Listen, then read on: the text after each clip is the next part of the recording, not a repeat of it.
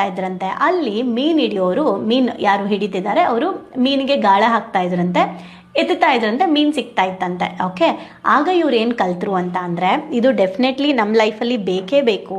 ಏನಂದರೆ ಗಾಳ ಹಾಕಬೇಕಾದ್ರೆ ಸುಮ್ಮನೆ ಮೀನು ಬಂದು ಗಾಳಕ್ಕೆ ಸಿಗಾಕೊಳ್ಳುತ್ತಾ? ಇಲ್ಲ.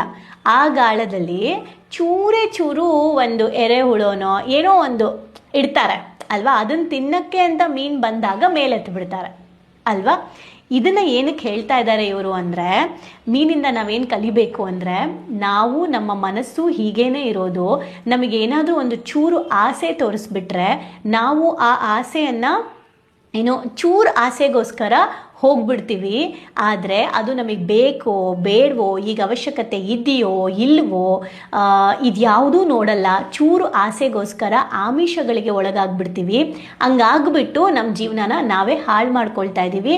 ಅದಕ್ಕೆ ಇವತ್ತು ನಿಮ್ಮ ಜೀವನನ ನೋಡ್ಕೊಳ್ಳಿ, ಅದೇ ಪ್ರತ್ಯಕ್ಷ ನಿದರ್ಶನ ಆಗಿದೆ ಅಂತ ಹೇಳ್ತಾ ಇದ್ದಾರೆ.